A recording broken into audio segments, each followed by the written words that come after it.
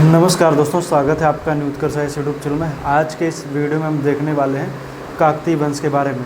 काफ़ी important video है जिसके बारे में हम देखेंगे। तो आइए आज हम देखते हैं वारंगल के काकतीय।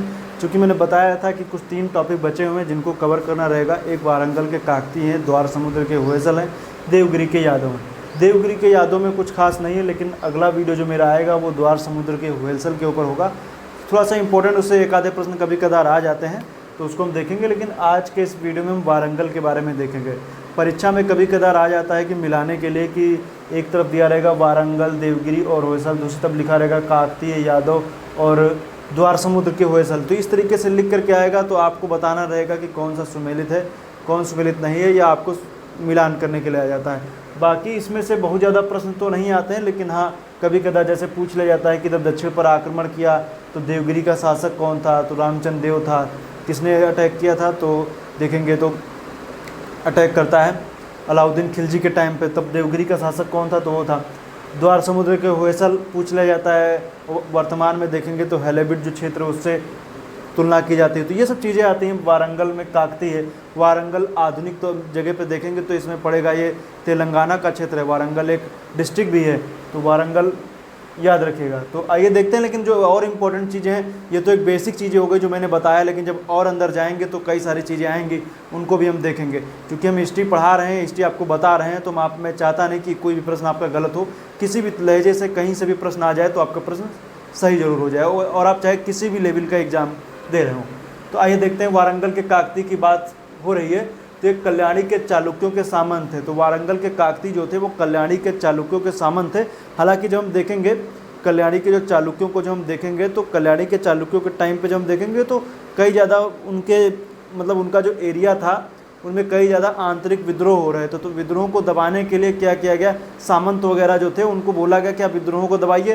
तो विद्रोह को जब उन्होंने दबाया तो उनको, जब सीधी बात है कि उनको जब विद्रोह को उन्होंने दबा दिया तो अब राजा उनसे खुश हुआ। राजा उनसे जब खुश होकर के उनको और बड़ी जागीरें दे दी, उनको और काफ़ी बड़े एरिया में उनको जागीरें वगैरह दे दी। तो जब और बड़े एरिया में उनको उसका शासक बना दिया गया, जो छोटे छोटे सामंत थे उनको और एरिया जब दे दिया गया, तो जब और एरिया देने की वजह से धीरे धीरे आगे चल करके वो अपने आप को स्वतंत्र ही घोषित कर लेते हैं। और स्वतंत्र घोषित करने के बाद में ही यहीं पर वारंगल के काकतीय वंश की यहीं पर शुरुआत होती है। तो ये चीज़ आप याद रखिएगा। ये शुरुआत में देखेंगे तो कल्याणी के चालुक्यों के ये क्या थे, सामंत थे। ये इंपॉर्टेंट लाइन है, याद रखिएगा। और राजधानी इनकी अनुकोंड है और वारंगल है। अभी हम देखेंगे आगे किसने अनुकोंड बनाई और कौन वारंगल को ट्रांसफ़र करता है, उसकी भी हम बात करेंगे। तो आइए देखते हैं। सबसे पहला शासक है रुद्रदेव फर्स्ट। हालांकि इससे पहले 1-2 आते हैं, लेकिन उनको कोई इंपॉर्टेंट नहीं है। संस्थापक के तौर पर हम रुद्रदेव फर्स्ट को ही जानेंगे। वास्तविक संस्थापक माना जाता है, इसने ओरुगल्लू नगर की स्थापना की थी। तो ओरुगल्लू नगर काकतीय वंश में काफ़ी फेमस है। यहीं पर आप देखेंगे ओरुगल्लू पड़ेगा, तो ये ओरुगल्लू में ही, यहीं पर ये वारंगल के जस्ट बगल में ही था। वारंगल जो था उसी के पास में था ओरुगल्लू। तो वहीं पर एक फेमस नगर है। तो पूछ लिया जा सकता है ओरुगल्लू नगर किस साम्राज्य का प्रमुख नगर हुआ करता था, तो ओरुगल्लू जो था वो वारंगल के काकतीय वंश में था। इसके बाद हम देखेंगे तो आता है शासक गणपति देव। गणपति देव ने क्या किया था, वारंगल को राजधानी बनाया था। इसने क्या किया था, अनुकोंडू को बनाया था, अनुकोंड को पहले, और इसने क्या कर दिया, इसने अपनी राजधानी को ट्रांसफ़र किया और वारंगल को राजधानी बनाया। रुद्रदेव फर्स्ट ने अनुकोंड को बनाया था, लेकिन इसने क्या किया, वारंगल को राजधानी बनाया, गणपति देव ने। अब इसके काल में हम देखेंगे तो गणपति देव थोड़ा सा इंपॉर्टेंट शासक है। गणपति देव में जब हम देखेंगे तो इसके काल में मोतुपल्ली नाम का एक बंदरगाह है। मोतुपल्ली, यहीं पर देख रहे हैं, मोतुपल्ली आंध्र प्रदेश के तट पर पड़ेगा मोतुपल्ली। तो मोतुपल्ली एक बंदरगाह था। तो बंदरगाह मोतुपल्ली जो था, अब इसमें सिचुएशन ऐसी थी कि यहाँ के जो व्यापारी थे वो, मान लीजिए कोई जहाज़ लेकर के यहाँ से बंगाली खाड़ी से आ रहा है और मोतुपल्ली नाम के जो बंदरगाह है वहाँ पर रुकता था। तो ये लोग क्या करते थे, उस पर काफ़ी ज़्यादा टैक्स वगैरह, वहाँ के जो व्यापारी वगैरह और जो भी छोटे मोटे अधिकारी जो थे वो क्या करते थे, उस पर टैक्स बहुत ज़्यादा लगा देते थे। और सीधे सीधे जो बंदरगाह से जो सामान आ रहा था उस पर उनका जो लाभ था उसका अंश कम हो जाता था, और पूरा जो यहाँ के जो टैक्स लगा देते थे वो पूरा ले लेते थे। लेकिन इसको जब ये बात गणपति देव के संदर्भ में आई तो उसने क्या किया कि यहाँ के जो क्षेत्र थे, यहाँ मोतुपल्ली और आसपास के जो भी क्षेत्र थे वहाँ पर जो भी टैक्स वगैरह लगाए जा रहे थे उनको कम किया और उनको काफ़ी ज़्यादा छूट प्रदान की। तो व्यापारियों को छूट किसने प्रदान की थी, तो व्यापारियों को छूट प्रदान की थी गणपति देव ने प्रदान की थी। मतलब जो अपना सामान लाते ले जाते रहते थे उनको क्या किया, छूट प्रदान की थी। नेक्स्ट, गणपति देव का कोई पुत्र नहीं था, एक पुत्री थी जिसका नाम था रानी रुद्रम्बा। तो ये प्रश्न मैंने देखा कहीं एक जगह पूछा गया, रानी रुद्रम्बा का संबंध किस वंश से है, तो रानी रुद्रम्बा जो है वो काकती वंश की रानी है। तो याद रखिएगा, काकती वंश की रानी रानी रुद्रम्बा, इनका नाम रुद्र महादेवी भी है। इनकी उपाधि राय गजशेखरी की है। तो राया गजशेखरी किसकी उपाधि है, तो रानी रुद्रम्बा की है। राजा गजशेखरी भी कह सकते हैं, ये उपाधि है।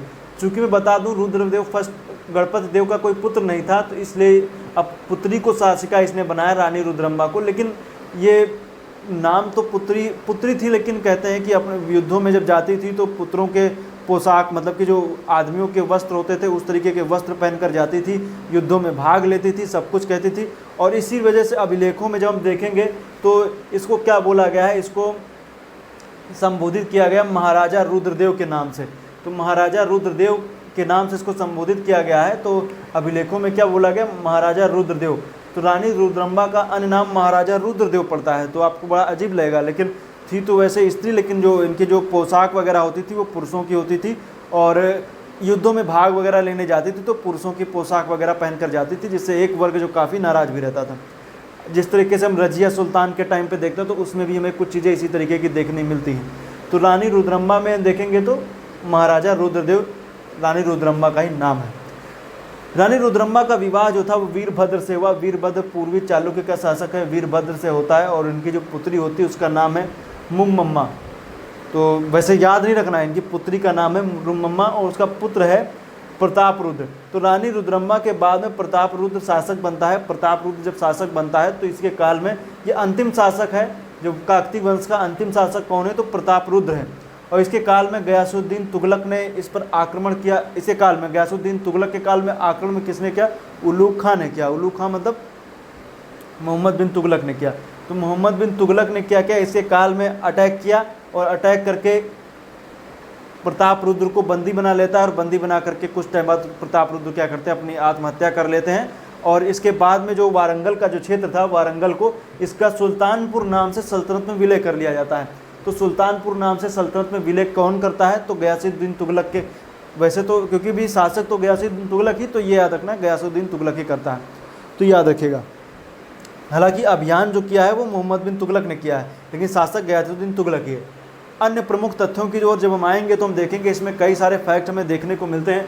तो इनमें जब फैक्ट की हम बात करेंगे तो हमें देखने को मिलेगा कि कुछ जगहों पे नाम आएगा, जैसे हमने बात किया इस काल की कौन सी विशेषता रही है। तो विशेषता की जब हम बात करेंगे तो इस काल में हमें देखने को मिलेगा जो वनों को काट करके सबसे ज़्यादा कृषि योग का विस्तार किया गया, ये इनकी उपलब्धि मानी जाती है।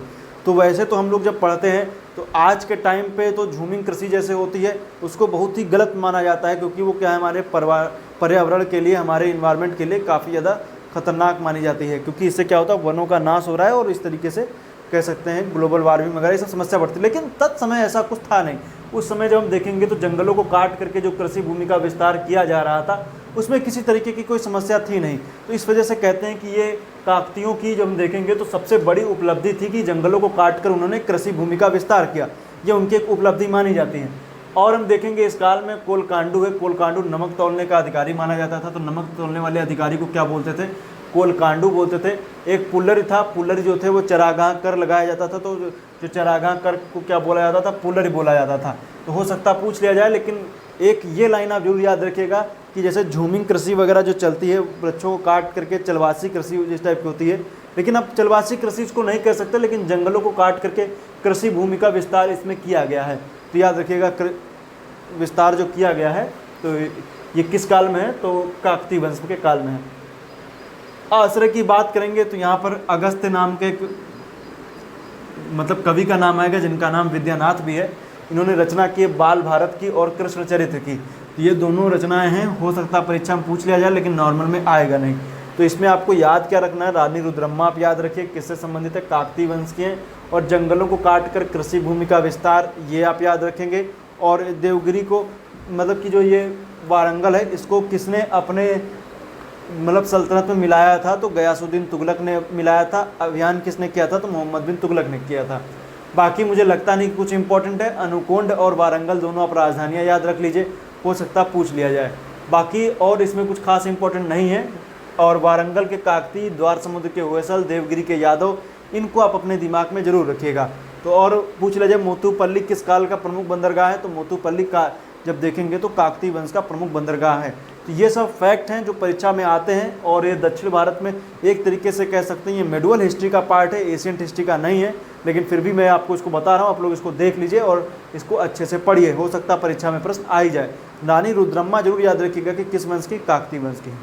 तो आज के लिए फिलहाल इतना ही, उम्मीद करता हूँ वीडियो आपको अच्छा लगा है। वीडियो अच्छा लगा अपने मित्रों के साथ शेयर जरूर कीजिए। नेक्स्ट वीडियो में हम बात करेंगे द्वार समुद्र के होयसल के बारे में, काफ़ी इंपॉर्टेंट वीडियो ये भी होने वाली है। इस तरीके के प्रश्न आपको हो सकता है पूछ लिया जाए कि किस वंश की समुद्री सीमा नहीं लगती है। देखिए इन तीनों की लगती, याद रखेगा इन तीनों की लगती है। अभी और कुछ उठा के यहाँ से कल्चुरी वल्चुरी पूछ लिया जाए या कुछ और पूछ लिया जाए तो आप याद रखिएगा किसकी सीमा लगती समुद्री, किसकी नहीं लगती, इससे भी प्रश्न पूछा जा सकता है। तो आज के लिए इतना ही, वीडियो देखने के लिए एक बार पुनः आपका बहुत बहुत धन्यवाद।